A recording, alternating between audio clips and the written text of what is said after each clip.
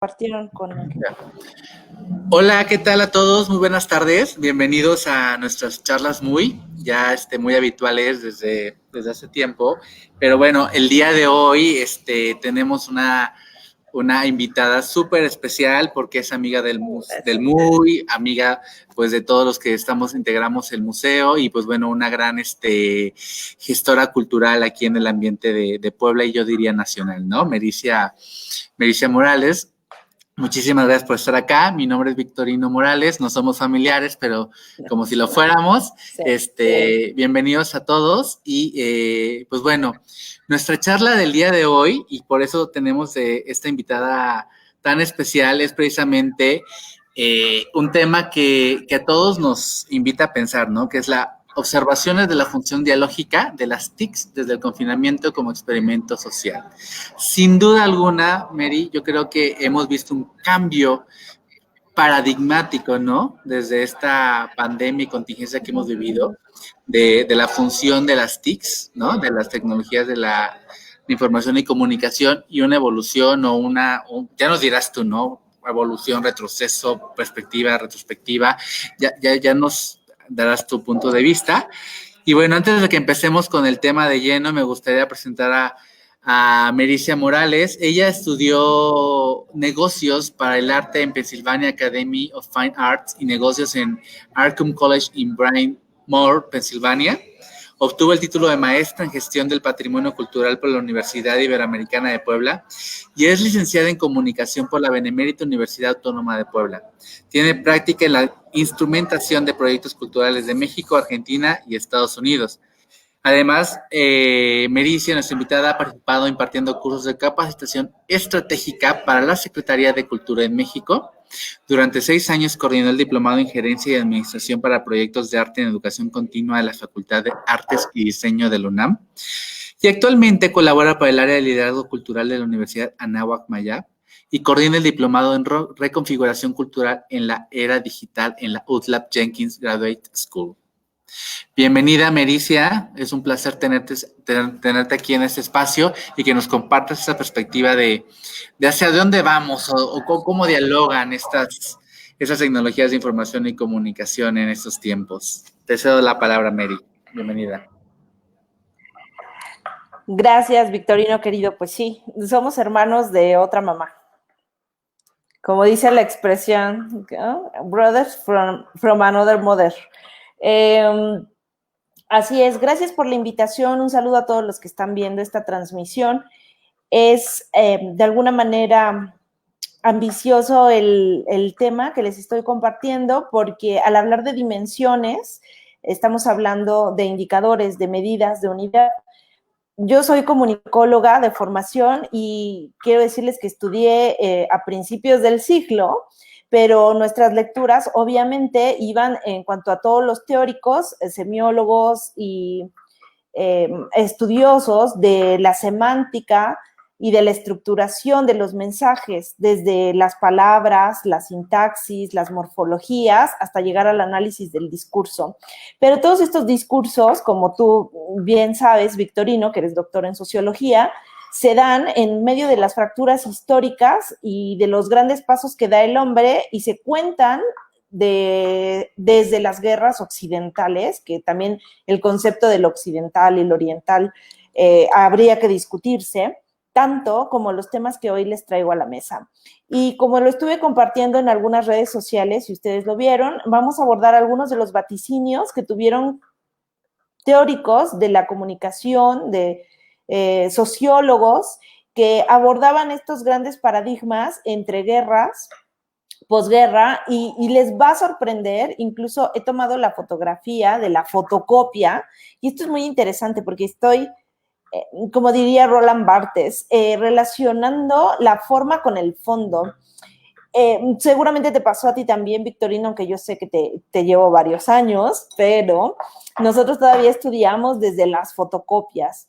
Y una fotocopia simbolizaba, además, una fractura en el paradigma de la industria cultural, porque la industria cultural incluye, pues, la industria editorial. Y la industria editorial antes, si no tenías el libro, no tenías manera de tener este acceso. Y teníamos bibliotecas, y las bibliotecas eran visitadas, y los libros que están incluidos en varias obras literarias, como Fahrenheit, pues se convertían en objetos de aprecio, objetos de apreciación y de admiración. No es que hoy no lo tengan, pero generacionalmente hay una gran fractura en la adquisición de estos libros. Ahora, quiero comentarles en mi naturaleza económica y el sector al que pertenezco, habiendo estudiado en una universidad pública, que estudié en la Benemérita Universidad Autónoma de Puebla, pues no teníamos el acceso para poder comprar este libro. Entonces, este libro yo lo tengo en una fotocopia, lo tengo en una reimpresión. Y aquí entran también otros valores y otros juicios, ¿no? El valor del original, que a lo mejor para Danto y para otros teóricos tenía un conflicto en cuanto a cómo te relacionas con la obra. Y ya, bueno, sabemos muchos ensayos de Baudrillard al respecto de leer desde fotocopias, que cualquier persona puede decir, esto es muy casual, esto es cualquiera, pero no, o sea, conlleva todo un contexto de análisis antropológico y social. ¿Por qué lees desde una fotocopia? Y además de un proceso que se ha ido perdiendo generacionalmente. Hoy vamos a abordar también el tema de la alfabetidad digital, porque nuevas generaciones, y estamos hablando de los infantes o quienes nacieron en los 2000 ya, que seguro pasa también en el Tecnológico de Monterrey, ustedes tienen alumnos que están a nivel superior, pero que nacieron en el año 2001, 2002, 2000. Cuando tú les hablas de la crisis del milenio, ellos están ajenos. Tú dices, maestra, yo ni había nacido. Cuando tú les hablas de las Torres Gemelas, para ellos es un momento histórico en blanco y negro. Para mí es un momento a color. Entonces, vamos a iniciar, si me permites, Victorino. Les quiero compartir una presentación, espero que sea breve. Y la vamos discutiendo y comentando, si gustan. Adelante, sí, claro. Gracias. Ahora pueden ver la presentación, disculpen. Todavía no la estamos viendo, ahorita nos aparece en pantalla. Para decirle también a nuestro público que en todo momento pueden hacer preguntas o comentarios, ¿no? Para que podamos disfrutar más de esta conversación, ¿no? Sí, gracias. ¿Ya compartiste, Mary? Ya estoy compartiendo. ¿La pueden ver? No, todavía no. A ver, déjame.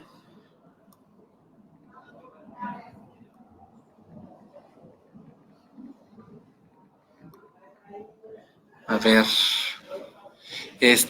¿Podrías volver a tratar de compartir, porfis? Claro, sí. Disculpen este detalle técnico. No, y justo vamos a hablar de este tipo de situaciones. A ver si ahora es posible. Tú me dices cuando ya la puedan ver en pantalla. Nos tendría que aparecer.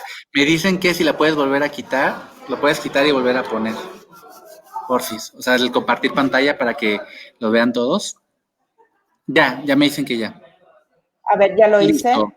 Perfecto. Perfecto. Ya. Bueno, pues estas observaciones nacen de el estudio que comencé a hacer hace ya 4 años en un ejercicio predoctoral. Era una tesis donde yo estaba analizando cómo se estaban midiendo los consumos de las redes sociales en comparación a cómo se medían los puntos de rating.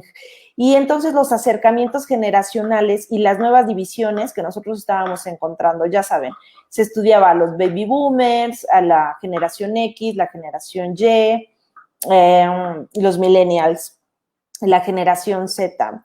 Pero en este momento el confinamiento es un gran experimento social, el cual está siendo vigilado y controlado por los consumos de las tecnologías de la información y la comunicación.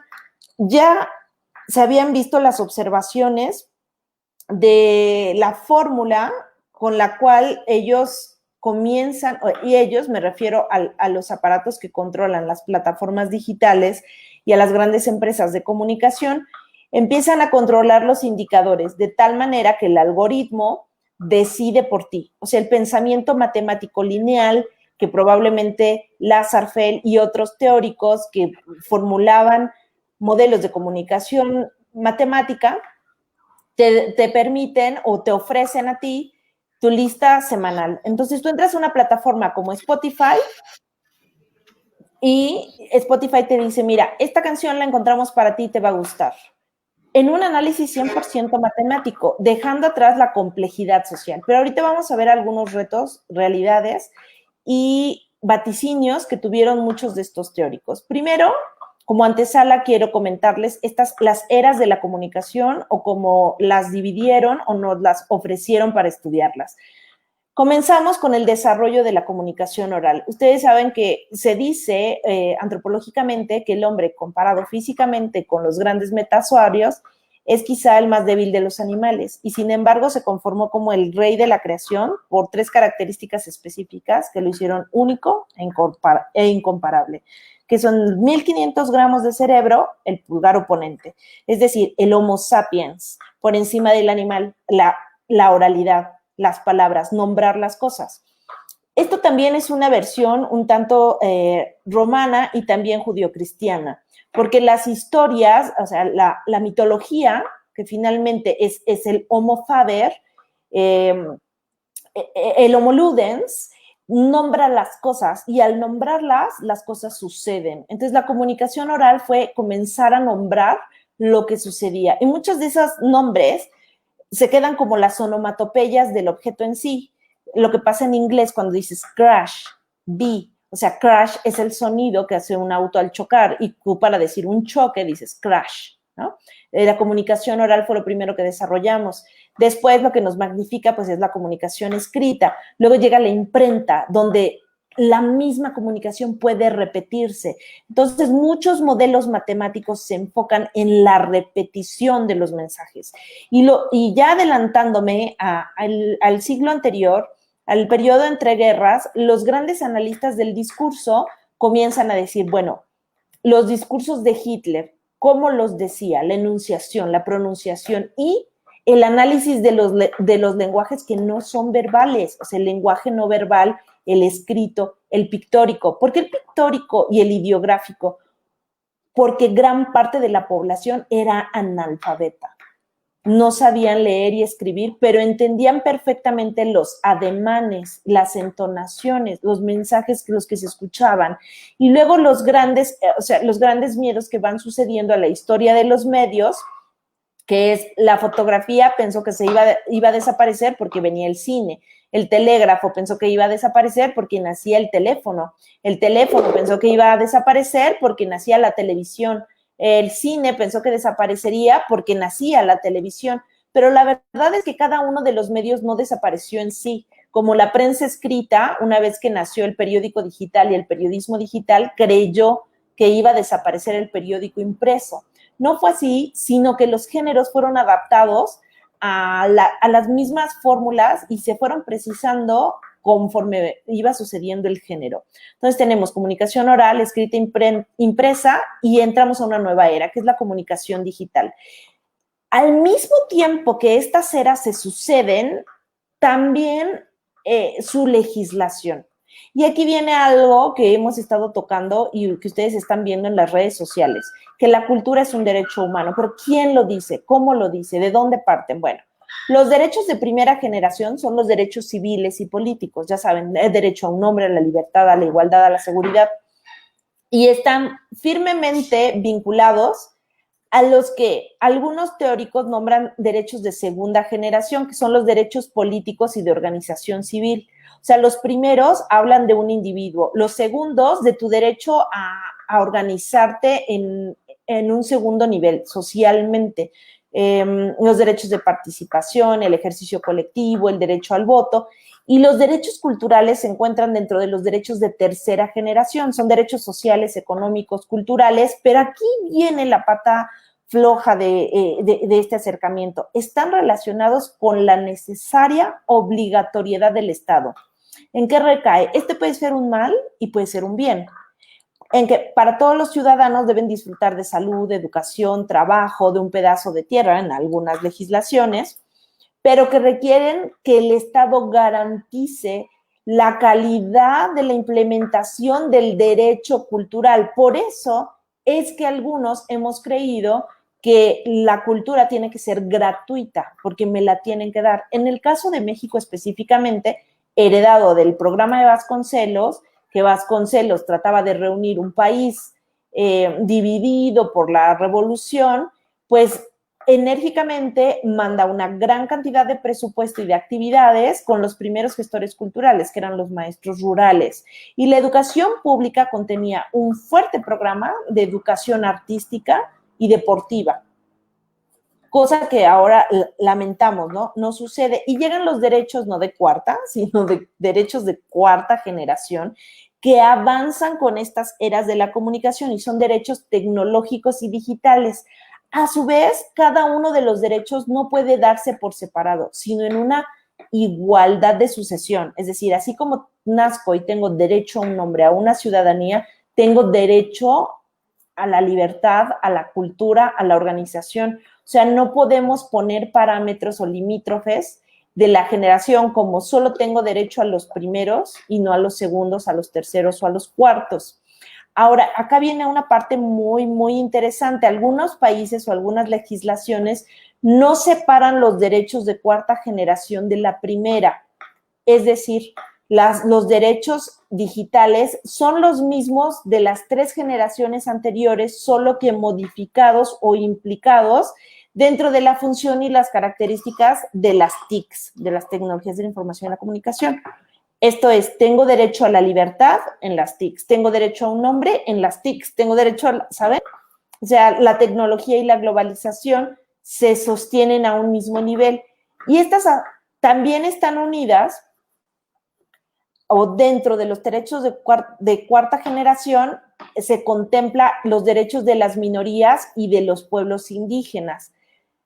Se destacan en importancia porque son derechos de identidad cultural, de autodeterminación de los pueblos y de su aparición en contextos donde tú debes de reconocer en lo físico y en lo digital la religión, la lengua, la costumbre, la representación simbólica, ahí tuve un error, pero la manifestación cultural en los diferentes grupos, ¿no? Quiero retomar el libro de Marshall McLuhan y de Quentin Fiore. Es un libro que tiene más de 40 años y ellos, bueno, comienzan con una crítica al libro que era la base de la comunicación, que es El medio es el mensaje, y ellos hacen este libro, pero ojo aquí, más de 40 años, y nos dicen, el medio es el masaje. Es una crítica. Por eso es que en la primera diapositiva había un meme, porque en realidad esa crítica, esa caricatura, esa forma de filosofía doméstica que está inundada en las redes sociales y con la cual muchas personas hasta el día de hoy se mueven, ya se ha utilizado en las figuras retóricas desde los clásicos. El mismo Shakespeare hace analogías, hace sinécdoques, hace calamburs, hace alburs en su misma literatura. Entonces, McLuhan y Quentin lo que hacen, bueno, McLuhan y Fiore lo que hacen es clasificar, ¿no? Los niveles de comunicación que pueden ser intrapersonal, personal, grupal, social, y lo establecen desde lo personal y el primer núcleo. ¿Qué recibo yo de la familia, de la educación? Los barrios. Y aquí pongo los barrios acumulados porque no es nada más el barrio donde vives, sino donde has vivido y te has desarrollado históricamente. Hoy ya no hablamos de una identidad, hablamos de identidades acumuladas y sumadas, donde tú, Victorino, viviste en Italia, tienes algo que se queda de Italia en ti y que ya no puedes despegar más. Y eso no significa que traiciones tu nacionalidad o tu identidad como mexicano nacido en Chiapas o como tlaxcalteca nacida en el municipio o en la sierra, ¿no? Significa que te diversificas y te abres. Y esa es la posibilidad de los derechos de cuarta generación, que hay personas que sin haber salido de su territorio donde nacieron, a través de las TICs, están haciendo injerencia en nuevas culturas. O sea, los sitios digitales también son sitios regionales y son formas de reapropiación de lo simbólico y de lo cultural. Ahora, Ellos también hablan del nivel de comunicación gobierno, o sea, lo que garantizan los gobiernos. Aquí quiero retomar el hecho de que la infancia, por ejemplo, fue un invento del siglo XVII. Antes de eso, un niño se educaba igual que un adulto, eras un humano y recibías, o sea, no había una infantilización, a lo mejor en los alimentos, pero por lo demás se exigía que maduraras o que crecieras, no había una garantía, no se abordaba la niñez o la infancia. El medio o el proceso de nuestro tiempo también fue estudiado por varios teóricos quienes se adelantaban. Tan solo Aldous Huxley, con su libro El Mundo Feliz, hace vaticinios de situaciones tecnológicas que suceden hoy. O si queremos recordar la imagen de tiempos modernos de Charles Chaplin, la telecomunicación, la vigilancia, los medios, todo esto ya se había vaticinado y ya se estaba estudiando desde las generaciones que nosotros podemos llamar baby boomers, millennial o la generación X. Durante el confinamiento, las formas de medición del consumo han disminuido a una pantalla no mayor de 9x3. Hablemos de la tablet, hablemos del teléfono, el iPad, cualquier dispositivo pequeño o pantallas. El museo, el cine, el supermercado pasaron a ser espacios limitados a una pantalla, pero que ese espacio que está por tu visión entra en tu mente y en tu mente crea otro espacio. Ya lo decía puede ser una cita también judío-cristiana, que dice, alcen puertas nuestras cabezas y alcen puertas eternas. Se refería a que nuestra mentalidad abra espacio a otras dimensiones y seamos realistas.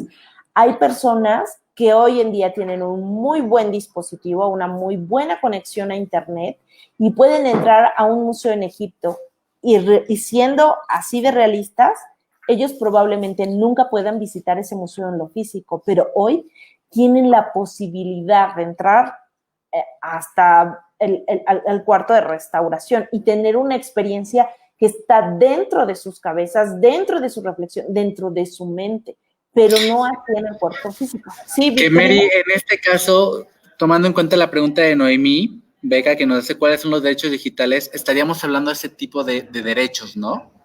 De poder acceder a lugares, a sitios o a realidades que físicamente no lo haríamos, ¿no? O también, mira, los derechos digitales están trabajando, todavía no se han establecido y se estaban de una vez estableciendo, pero quiero comentarles aquí que la velocidad de transformación de los medios digitales no permite que se pueda bajar a una sola legislación. Lo que yo comentaba, Noemí, es que lo que se está haciendo actualmente es respetar los derechos de primera, segunda y tercera generación de la misma forma, pero adaptados a la posibilidad de lo que el espacio digital contemple. Por ejemplo, tengo libertad de expresión. Entonces, yo me expreso en Twitter y se tiene que respetar lo que yo comento. Pero al mismo tiempo hay una persona que tiene derecho a no ser reprimida o a no ser sobajada o ultrajada a través de comentarios digitales, a no ser estereotipada. Entonces, si yo insulto a alguien por su preferencia de género, sexual, yo no creo en las razas, pero así lo menciona la legislación, entonces por la raza o el lugar de nacimiento, yo estoy violentando su derecho. El hecho de que lo haya hecho a través de, el hecho de que esta actividad haya sucedido en lo digital conlleva cierto tratamiento que tiene que ser vigilado con jurisprudencia, es decir, con base en casos que se presenten ante la instancia que lo vigile y que garantice este derecho y que se conviertan en controversias que puedan ser citadas para resolver los casos que se generen. Un ejemplo es la ley Olimpia, donde esta chica le comparte fotografías a su pareja y cuando termina con su pareja o no, él las comparte o las sube a redes. Hoy en día está penalizado, pero ella buscó con base en su caso que se castigara a cualquier individuo que tuviera la misma actividad que esta persona que la lastimó, ¿no? Que la humilló y que no permitió, o sea, que hizo que ella fuera herida en su persona. Entonces, los derechos digitales aún se están construyendo, pero sí se hacen con base en las primeras generaciones de derechos. Ok, algo que se observó en diferentes ejercicios, y si gustan puedo dejar las fuentes para que se las comparta Victorino o Julie, fue la decisión de compartir pantallas. El aislamiento no se volvió grupal, sino mucho más individualizado. Platicando en uno de estos webinars con varios gestores culturales, uno de ellos hizo una analogía muy chusca. Cuando nosotros éramos jóvenes y te hablaba el novio a la casa de tus papás, pues solo había una línea telefónica y toda la familia se enteraba pues que Juan Pérez había hablado a la casa para hablarle a la jovencita de la casa y todo el mundo escuchaba la conversación y eso quedaba anotado en la bitácora, ¿no? Juan Pérez habló a la casa a las 3:30 y era algo que se compartía, había muy poca intimidad. Yo tuve a lo mejor un par de amigas que tenían ya la línea propia, la línea de la niña, pero era un land phone, era un teléfono pegado a la tierra. Hoy en día la privacidad de lo que tú consumes en el medio prepondera, pero también a nivel familiar, o sea, en un segundo momento, nivel de comunicación, hay resistencias que Bourdieu observó en lo social, o sea, fuera de tu primer núcleo familiar. Bourdieu lo observaba desde los efectos del cine, la televisión o la prensa, pero ahora dentro del núcleo familiar hay un liderazgo. ¿Quién decide qué ver en la pantalla? ¿Qué resistencias se generan? ¿Cuáles son los puntos de discusión?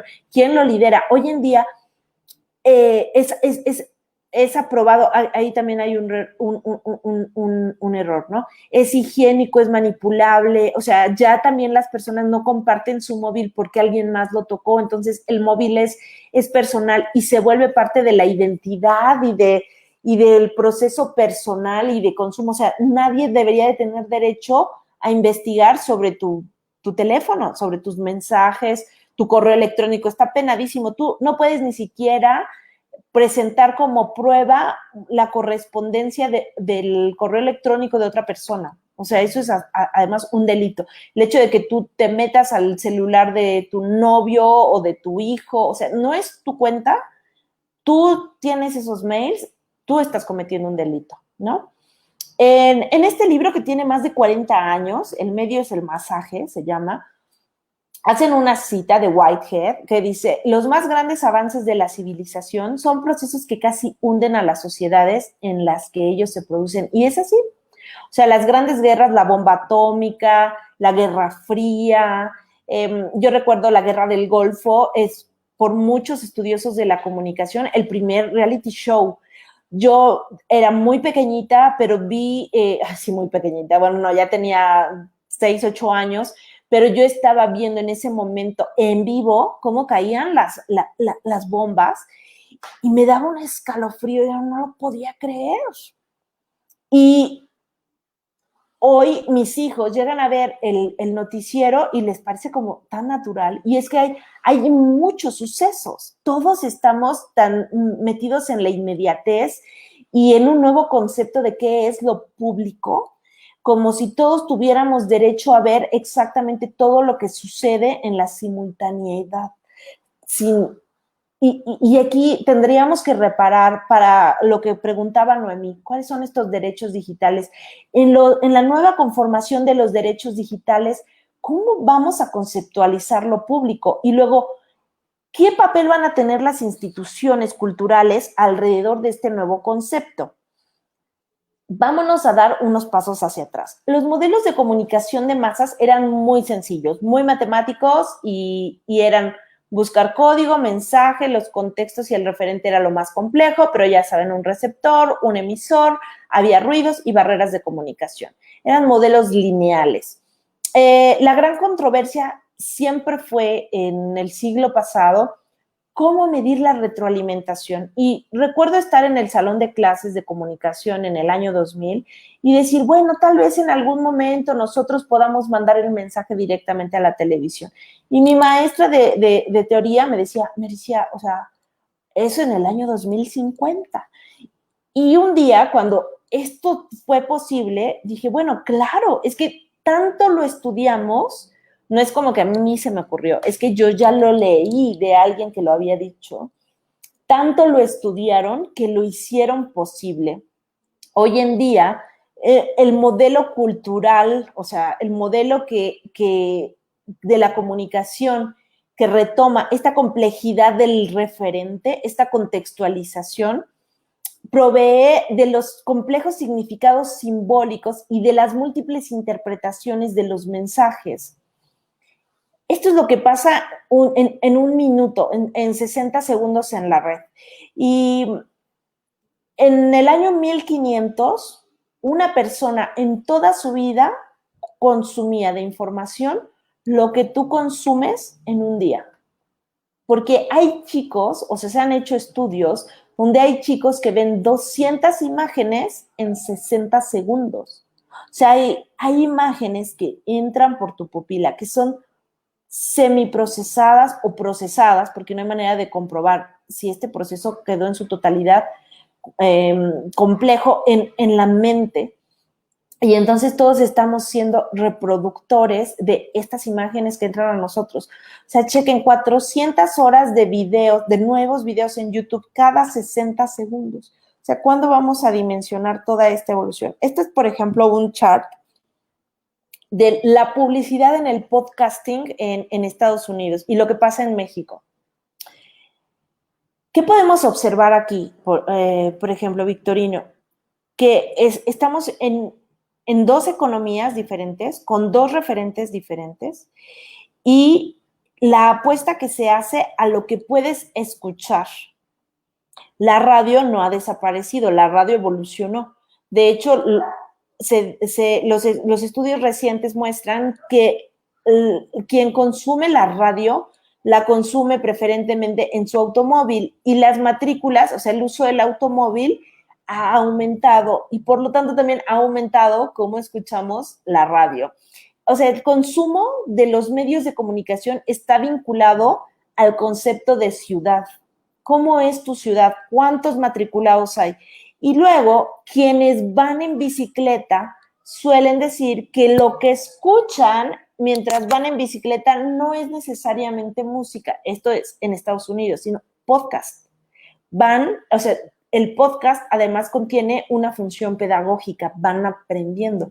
Cuando se hace un estudio de qué tipo de podcast escuchan, ficción, no ficción, pero todos están alineados a aquella capacidad, ya sea práctica o teórica, que quieren desarrollar. Mientras tanto, en México, donde lo digital ha demostrado tener grandes brechas económicas y sociales a partir de esta pandemia, todavía no alcanzamos a tener un consumo como este. Lo que he mencionado entra muy bien en algo que todos aprendimos para los que hemos estudiado ciencias sociales, que es estos escalafones de la cultura, la alta y la baja cultura, los cuales tienen que ser borrados. Ya desde mediados del siglo pasado ya se propone, ¿no? El Círculo de Viena, la Escuela de Frankfurt nos dice, bueno, la verdad es que hay diferentes medios para cada quien y los grupos que nosotros clasificamos como los que tienen acceso a la alta cultura y a la baja cultura están intermezclados. Y esto ha sucedido también gracias al avance tecnológico que va aquí.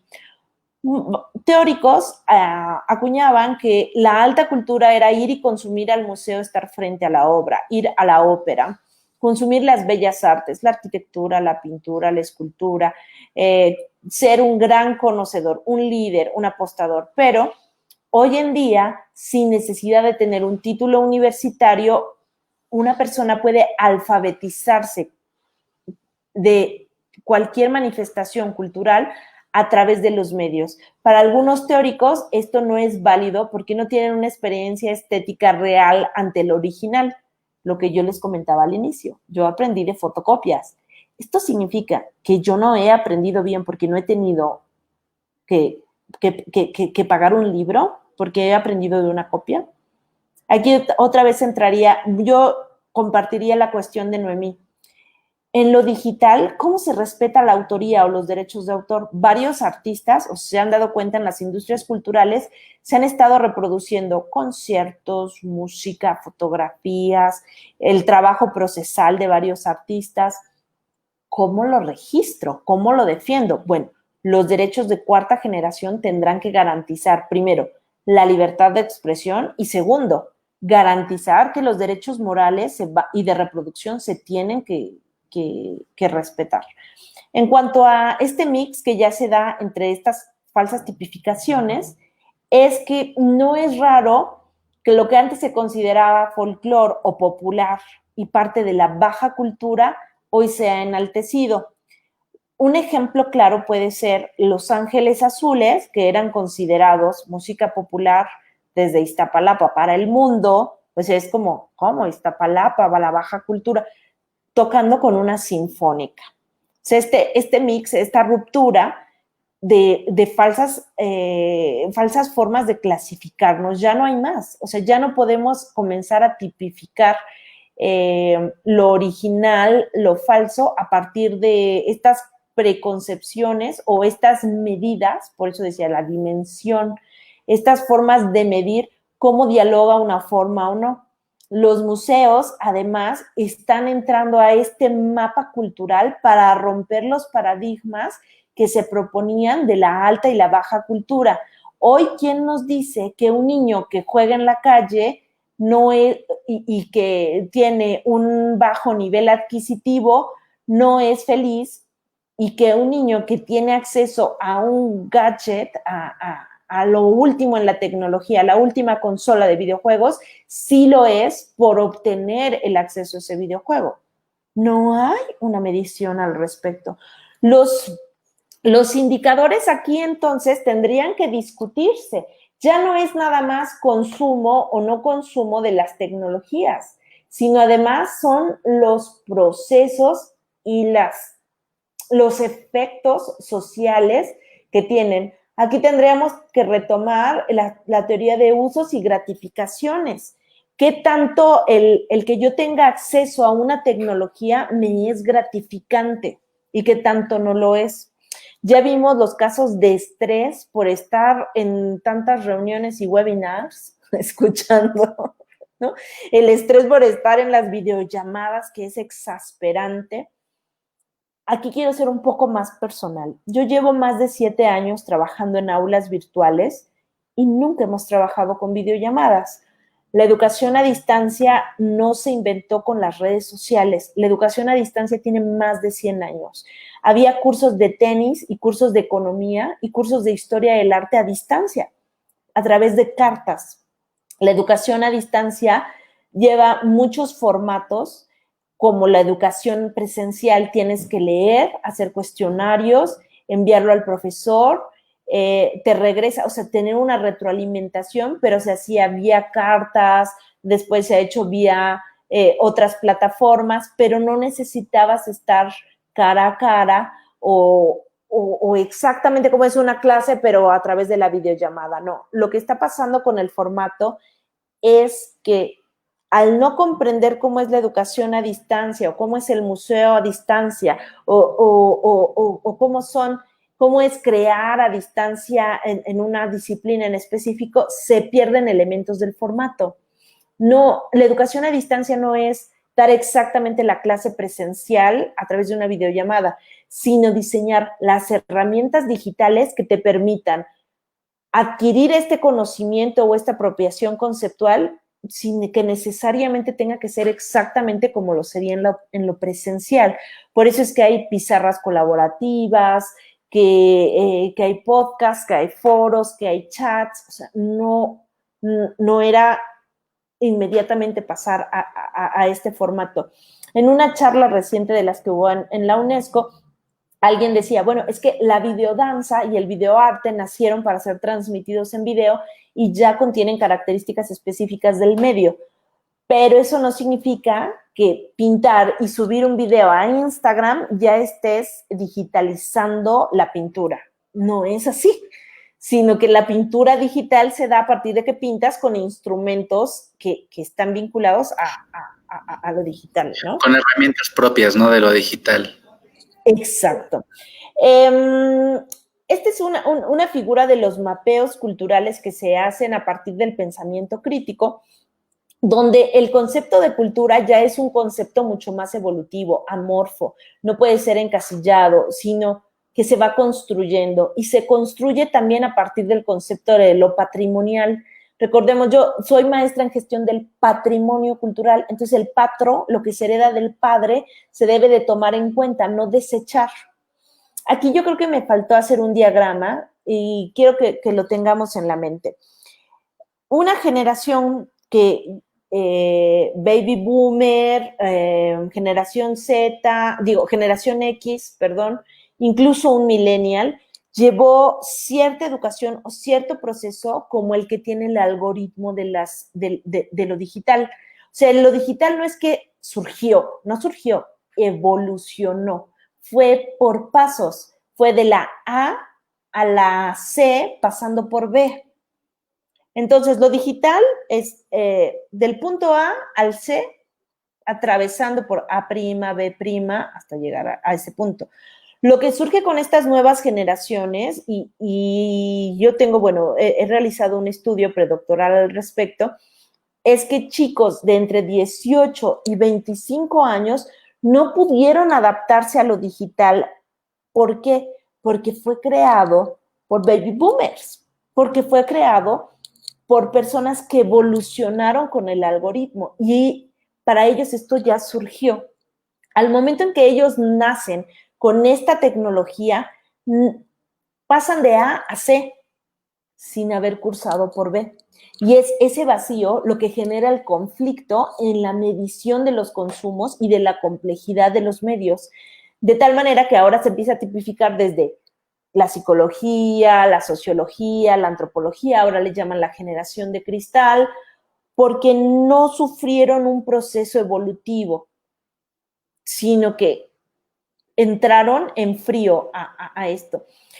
El mapa cultural con pensamiento crítico propone que haya una descripción del problema, del fenómeno a abordar, un análisis, que es lo que estamos olvidando, una interpretación, pero además un análisis de quien interpreta, una evaluación, y luego viene este término que se utiliza mucho en mercadotecnia, pero que yo aquí les quiero enunciar. Para mí la mercadotecnia es antropología social, modelo profundo de Thompson, que es el engagement. Y aquí lo escribí mal, creo. Engagement. Bueno, el engagement, que es el ya casarte, el quedarte, el ser el seguidor, activar la campanita. O sea, la generación hoy lo percibe como ser follower, ser believer, ser creyente, estar al pendiente de esto. Pero nosotros ya lo vivíamos desde otros puntos de vista, ser gestores activos, ser participativos, ser un público conocedor, el seguir aquí. Los beneficios de la perspectiva crítica del análisis de la dimensión de los efectos de las TICs nos permite evaluar la complejidad de los indicadores, como el que yo les presenté antes, indicador nivel de vida. Yo voy a decir que un niño tiene buen nivel de vida si asiste a la escuela, pero a través de la comprensión compleja de ir a la escuela, yo tendré que cuestionar, ok, ese niño fue a la escuela, pero antes de llegar al colegio, ¿fue maltratado? ¿Fue abusado? ¿Desayunó? ¿Trae ropa? ¿Trae zapatos? Entonces voy a estar midiendo la calidad de vida. Los medios digitales están midiendo, ok, Sara, de 16 años, escucha música pop a las 3 de la mañana, por lo tanto, yo a las 2:55 le voy a recomendar mi artista pop que estoy vendiendo para tal disquera, ¿sabes? O sea, el algoritmo obedece a modelos matemáticos de la comunicación que se suponía habíamos superado, que para 1988 los habíamos olvidado, pero al parecer en la evolución digital, nos estamos regresando, en lugar de evolucionar también en la complejidad de la crítica, del acercamiento a los estudios, estamos yendo hacia atrás, estamos volviendo a lo matemático, porque lo digital no está midiendo la complejidad, la big data, o sea, todo lo que te digo, Sara habla 3 idiomas, estudia en tal universidad, tiene este nivel adquisitivo, vamos a venderle esto, no lo va a alcanzar aún. Entonces, la perspectiva crítica reconoce el vínculo entre las expresiones culturales y la vida diaria. ¿El algoritmo? No. La perspectiva crítica monitorea cómo los medios sirven a las prácticas democráticas. Esos eran los estudios de público de 1970. En la Guerra Fría, los medios cumplen un papel vital para ensalzar el poderío de un gobierno. Yo tengo misiles, yo tengo más misiles, yo tengo bombas, yo tengo más bombas, yo llegué a la luna, pues yo llegué 3 veces, ¿sabes? Eran los medios, era ese repetir una mentira, decirla frecuentemente y que se termine creyendo. Pero además, la economía tomaba un papel preponderante en cuanto a lo que los medios decían. Ok, los medios dicen que tú llegaste a la luna, tú tienes el poder económico mundial. O sea, es una fuerza que estaba englobada aquí. Les voy a pasar algunos, ya saben, modelos matemáticos de comunicación. Quién dice qué, a quién, a través de qué medio. Estos eran como mucho más complejos. Ya Laswell, por ejemplo, nos muestra este proceso, ¿no? Con qué intenciones. Pero esto es algo aristotélico. Es de los clásicos. La verdad es que nos estamos olvidando de las bases y estamos regresando esto. O sea, el primer modelo es la fórmula actual. Y además, los análisis de los ruidos y las barreras. Por ejemplo, que es la tuba de Scrum, ¿no? Donde la tuba de Scrum decía, en este gran círculo codificador, donde estaban las grandes transnacionales, los gobiernos y los hombres con poder, lanzaban mensajes a líderes de opinión, muchos mensajes idénticos que se iban repitiendo, de tal manera que las audiencias eran vistas, se les llama masas porque las podías moldear, mover y hacer. En tanto que los medios digitales le dieron el derecho de hablar, el derecho de argumentar a Juan Pérez, que Juan Pérez no era un líder de opinión, pero Juan Pérez sí comparte características identitarias como las mías. Ejemplo, hay un gran grueso de la población en México que comparte características como las de Mericia Morales, que soy una mujer, ama de casa, casada, tengo 2 hijos y trabajo desde casa. Yo perdí mi servicio de internet y el servicio de internet dice que en 3 días me van a regresar el servicio, pero si yo no estoy conectada a la red, no obtengo beneficios de mi trabajo, estoy perdiendo mi empleo, estoy perdiendo dinero. Si yo en este momento subo a Twitter y digo, yo, Mericia Morales, tengo 2 hijos y en medio de una pandemia no puedo salir a conectarme a otro lugar, requiero de tu servicio, quien me presta mi servicio de internet se ve sumamente dañado por todas aquellas personas que se identifiquen conmigo. Si esas personas habían pensado tomar la decisión de comprar con ellos, no lo harán. Pero si lo dice un líder de opinión con quien no comparten esas características, probablemente la decisión no sea tomada. ¿Saben? Esto cambia de tal manera que quien se encontraba en el punto más pequeño de la tuba de Scrum hoy puede tener mayor peso que cualquier empresario, político o artista que te diga, toma Coca-Cola. Si Juan Pérez o si Mericia Morales y tú te identificas conmigo y yo te digo, no la tomes, va a ser mucho más fácil que estos líderes de opinión no la tomen. Y aquí vienen, bueno, otros modelos matemáticos de percepción. El modelo de really, really, ¿no? Que nos habla justo de lo que yo les presentaba hace rato, ¿no? El codificador, el receptor y los grupos primarios, que son los que nos dan esta codificación, esta configuración del lenguaje. Si se dan cuenta, cada uno de nosotros tenemos un lenguaje de programación cultural, de programación de todo, del vestido, de la comida. José Antonio MacGregor en sus charlas siempre pone este ejemplo. Como mexicano hay casi un ritual en la niñez donde dicen, dale chile al niño, porque es mexicano. Ahí entra en nuestra configuración el chile. El maíz, nuestra alimentación, estamos codificados para consumir maíz.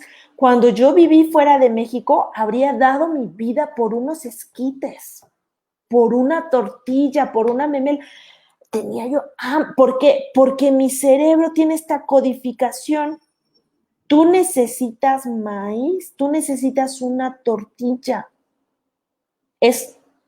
No, ¿y dónde recibí esta codificación? En mi grupo primario. Sucedió aquí. Ahora, en nuestro nuevo grupo primario ya está el celular y los niños de hoy están recibiendo estas codificaciones. Perdón que use esta palabra, yo sé que muchos la odian, pero random. Es abierta, pero tampoco es controlada. No sé si eso sea diversidad o ambigüedad. ¿Cómo podríamos clasificarlo? En el medio es el masaje, ya voy a terminar. Es gracioso porque esto que les voy a leer tiene 40 años. Lo leo para los que nada más están escuchando, no están viendo la presentación. Los patrones de la tecnología mecánica están muy seriamente amenazados por nuevos métodos de instantánea recuperación. Acá le decían eléctrica. Hace 40 años que teníamos ¿cómo se llamaba? Esta teletransmisión, ¿no? Con la que trabajaban mis maestras de comunicación, de la información almacenada por el banco de legajos procesados eléctricamente por computadoras. Hace 40 años tener una computadora, no había computadoras domésticas, la mayoría estaban en oficinas y en oficinas de información. Esa gran sección de chismes que no perdona ni olvida, de la cual no hay redención posible y que no deja borrar los primeros y, entre comillas, errores. Ya lo vimos con el movimiento Me Too, por ejemplo, sí se dio, allí hay una validez muy grande donde muchas mujeres utilizaron Twitter para poder denunciar y se atrevieron por primera vez a decir algo que les sucedió, se identificaron con alguien que denunció, pero también hubo, y aquí esto sucede constantemente, hubo quien lo utilizó para hablar mal de una expareja, que tú mismo leías el contenido y decías, bueno, esto no es Me Too, o sea, esta es una situación no fortuita que tuviste con una expareja, o incluso al haber esta apertura y esta carencia de legislación, tú puedes destruir a una persona y decir, yo aseguro que esto sucedió. Y entonces si tú pones en tela de duda, se dice, no, tú no estás apoyando a las mujeres, o tú no eres feminista, o tú no crees en mi denuncia. Yo creo que toda persona va a ser inocente hasta que se pruebe lo contrario, pero aquí es hombre o mujer. Porque si se le hace a una mujer, creo que estaría al lado de que se presente bajo una ley y bajo los procesos de ley y orden que existan. Ahora, si esa ley, si ese orden jurídico está violado, no es corrupto, pues obviamente que solo nos vamos a centrar en los medios. Pero estos errores que quedan en la memoria de nuestros perfiles de Facebook, en Twitter, etcétera, son imborrables. Y además te cierran toda la puerta.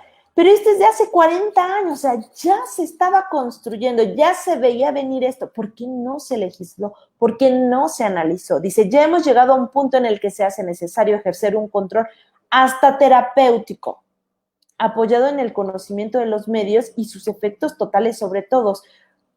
Lo vieron venir. O sea, este proceso de aislamiento, este proceso incluso hasta, por eso les llamo el experimento social, porque está siendo vigilado por tu consumo de las TICs. ¿Cuánto aumentó el consumo durante el confinamiento? ¿Qué se vio más? ¿Qué se consumió más? Y nos dimos cuenta que donde se albergó mayor demanda fue en las industrias culturales, en la música, en los libros. La gente buscó ver el teatro, pero además, como la economía también quebró o se perdieron grandes empleos, muchos tuvieron que alfabetizarse digitalmente. Y les voy a comentar de las cifras que se han dado por el World Forum, World International Forum, los estudios que se hicieron en Reino Unido, Estados Unidos, en Canadá, algunos que se han dado en Brasil y en Argentina. Hay otro de Sudáfrica, otro que se dio en Asia. Todos estos foros económicos mundiales que observaron quiénes pudieron llegaron a alfabetizarse digitalmente, no fueron los millennials van a la alza, pero no le siguen las nuevas generaciones, le siguen los baby boomers. Esto es, lo pudieron comprender más personas de 60 años que jóvenes de 18 años. Y yo también tuve esta experiencia, lo digo como una observación personal, como un trabajo de campo empírico. Mis aulas fueron totalmente comprendidas por mis alumnos mayores de 40 años y tuvieron muchos conflictos con mis alumnos menores de 25 años. Hay que alfabetizarnos digitalmente. Los adultos probablemente no entendían palabras como save, escape y otros anglicismos. O sea, había una situación con el lenguaje. Pero una vez llegado a la práctica, como el control de la computadora y de los gadgets está vinculado a la mecanografía, perdón, a la mecanografía y a otros procesos de aprendizaje, les funcionó muy bien. Y las herramientas pedagógicas también tuvieron cierta comprensión. ¿Por qué? Porque tenían un contexto, una base contextual, y quienes la construyeron, pues también pertenecían a estas generaciones, en tanto que quienes las consumían les parece que hay una carencia. Vuelvo al diagrama que debí de haber puesto. No están pasando por B. Entonces, tendríamos que contemplar qué papel juega en estas nuevas identidades y consumos, en este nuevo concepto de ciudadanía, el museo como entidad performática de las artes, el museo como un espacio digital y la gestión de los actores, de los gestores y artistas a partir de la nueva concepción del museo 9x13. Estos son los estudios que yo les estaba comentando. Además, ¿qué se estaban preguntando? ¿Qué estaban buscando, no?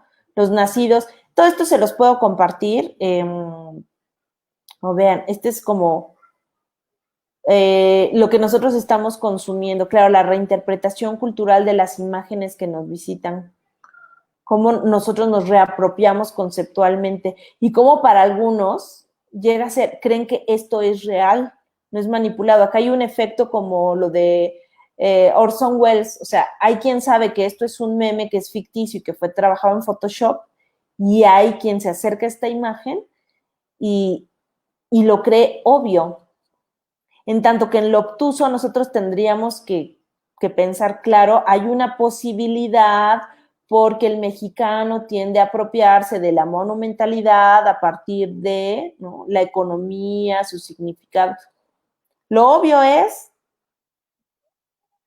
hay una manipulación de Photoshop tratando de crear una figura retórica graciosa a través de una figura digital común, meme. Lo obtuso es, pues, todo lo cultural, ¿no? Ya venden playeras del monumento a Lincoln. Este es nuestro periodismo. Este es un ejemplo, ¿no?, de cómo encuentras hoy los ejercicios en las redes sociales, cuando tú quieres ver, ¿no?, quieres acercarte a una nota, ay, mira, yo selecciono, soy dueño de este medio y no quiero ver esto, pero sí quiero ver lo otro. Si tú quiero compartir esta pantalla con alguien, ya no lo hago enseñándole mi pantalla. Yo puedo en este momento decirle a mi mamá que está en otro país o en otro estado, mira, te comparto esto, ¿no?, hacer volátil esta información. Y luego encontramos este tipo de información gráfica. Hay que, todo en todos los medios, ¿sabes qué? Vamos a decirle a las personas que están en un riesgo, por favor, pon la palabra peligro, riesgo, enfermedad, esto. Uy, se me está robando. Antes de que se acabe esta pila. La familia, como decía McLuhan, ¿no? El círculo de familia, este texto es de hace 40 años. El círculo de la familia se ha ensanchado. El Consorcio Mundial de Información engendrado por los medios eléctricos, el Telstar, excede con mucho toda la influencia que ahora podría ejercer papá y mamá. Ahora imagínate que el niño ya no nada más tiene la tele, sino que tiene el celular y tiene acceso a Google y tiene acceso a los juegos, y en los juegos tiene acceso a las mentes de otras personas, ¿no? Los otros, el shock del reconocimiento. En un ambiente de información eléctrica, los grupos minoritarios ya no pueden ser contenidos, dice, ignorados. Demasiadas personas saben demasiado las unas sobre las otras. Hace 40 años. Nuestro nuevo ambiente obliga al compromiso y a la participación. Cada uno de nosotros está ahora irrevocablemente envuelto en la vida de los demás y es responsable de ellos.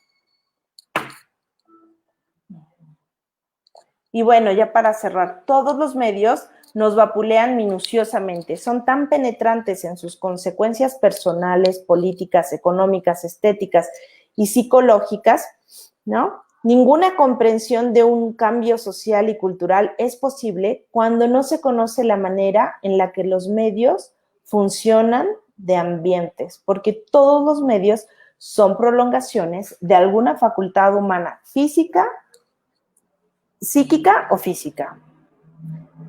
Para cerrar ya, el circuito eléctrico, como lo veía en ese momento, es una prolongación del sistema nervioso central. Los hombres cambian, dicen los medios, al modificar el ambiente, suscitan en nosotros percepciones sensoriales de proporciones únicas. La prolongación de cualquier sentido modifica nuestra manera de pensar y de actuar, nuestra manera de percibir el mundo y lo que nos rodea. Espero que haya sido útil esta charla. Muchas gracias. No, Mary, muchísimas gracias a ti. Sin duda alguna, esta función dialógica que hoy viven los medios son consecuencias de procesos históricos, o sea, de procesos que vienen arrastrándose desde hace pues yo diría un siglo, ¿no? O sea, desde que se crea la comunicación de masas y se empieza la expansión tecnológica, ¿no? Finalmente, como tú mencionas, o sea, el resultado que tenemos hoy día es precisamente, en cuanto a las TICs, es precisamente la conjugación de todos estos momentos vividos a lo largo de la historia, y como tú dices, o sea, hoy día los museos con la pandemia o los centros culturales o cualquier otro actor, vaya, de la economía o del campo económico, tienen que irse a una pantalla de 9x13, ¿no? Sí, para poder llegar precisamente, o como lo estamos haciendo aquí en la charla, que podríamos haberla hecho en el museo tranquilamente, sillitas, público y todo, y que recurrimos a estos medios, ¿no? Pero como tú dices, un punto sumamente importante, y creo que le has dado el clavo a la forma de la lógica, es las generaciones que nacen con esto, ¿no? Porque yo también me considero alguien que transité de A a B y luego a C, pero los que nacieron directamente que fueron de A a C, es el no entendimiento generacional que estamos viviendo hoy día, ¿no? Que tú lo dijiste muy bien, o sea, la generación cristal. Y no es que sean cristal, ¿no? Es que finalmente valoran, significan de otra manera lo que nosotros significamos y valoramos, ¿no? Y eso tiene que ver mucho con este diálogo que nos explicaste hoy, que estuvo fantástico. Hay un comentario de Alberto Vázquez, mira, dice, esta es una charla muy interesante y compleja. Una sola sesión queda muy corta. Vamos a tener que hacer otra, Mary, ¿no? Para todo lo que se está tratando. Donde no se me pierda el cable. Definitivamente la inmediatez y el acceso a grandes cantidades de información han brindado una gran oportunidad de educación a sectores que estaban marginados, pero también han dado espacio y voz a información falsa, ¿no? Sí, y es esta cuestión de qué es real y bueno, como tú dices, cuestiones aristotélicas, ¿no? O sea, que nos remontan a replantear precisamente lo que es real y lo que no es real, como hablabas de los derechos digitales, ¿no? O sea, o estos derechos de cuarta generación, que se dan en ambientes o en espacios que surgen de lo físico, pero se van a espacios que no son físicos, ¿no?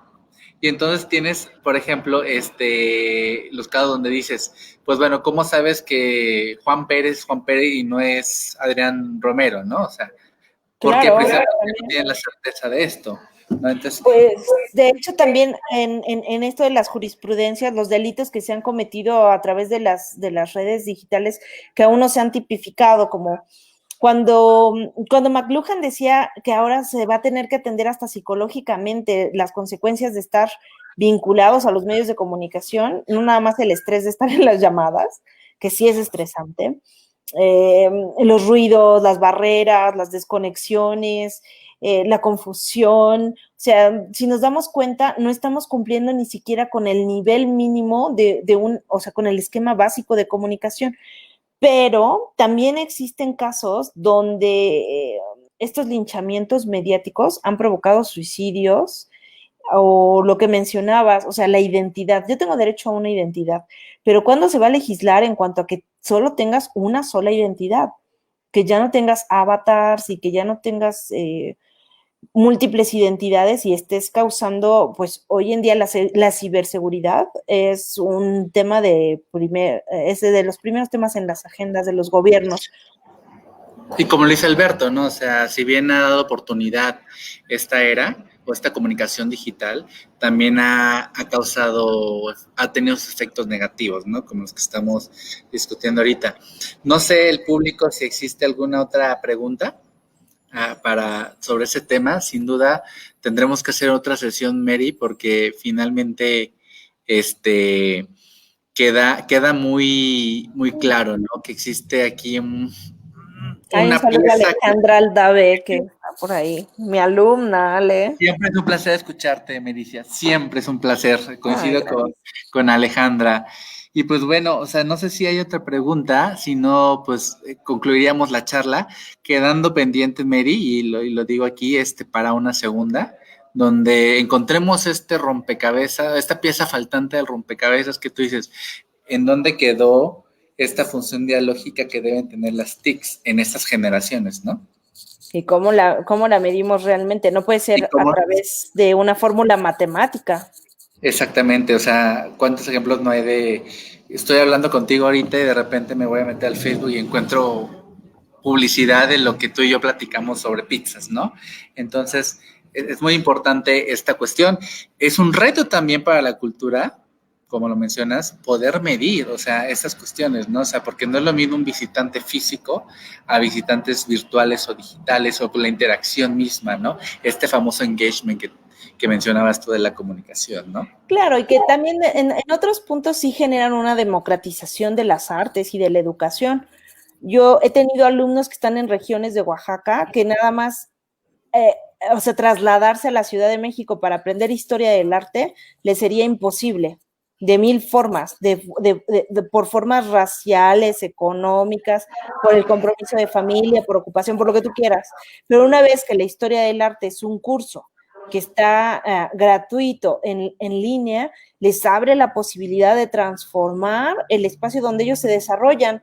Y después muchos de los críticos desertores del sistema educativo digital son mismos artistas y mismos usuarios de eso digital y dicen, todos ustedes que tienen lo digital, oye, pero tú estás usando lo digital, o sea, es como hacerte sentir culpable porque tienes ese acceso cuando en realidad es una gran oportunidad para muchas comunidades. Sí hay una oportunidad de desarrollo informático, pero tendremos que cuestionarnos si es de desarrollo humano. Exactamente, que es el cruce que hacemos o que nos explicas de los derechos de primera generación, segunda generación, ¿no? O sea, que van vinculados a lo humano, ¿no? Precisamente, sí, porque nos despejamos o nos desprendemos de este plano de la humanidad y vemos al ser humano como un medio y no como el fin al final, ¿no? O sea, pues bueno, muchísimas gracias a todos. Ahí aparecieron las redes de Mary para que puedan estar en contacto. La grabación queda aquí en nuestra página de Facebook y los invitamos a la siguiente semana para que puedan pues seguir disfrutando estas charlas y las visitas muy que día a día, semana a semana vamos haciendo. Muchísimas gracias, bonito fin, gracias Mary, Gracias te agradezco muchísimo por esta padrísima plática. Sí, pues que lo digital sea un medio, no un fin. Exactamente. Chao a todos, hasta luego. Gracias.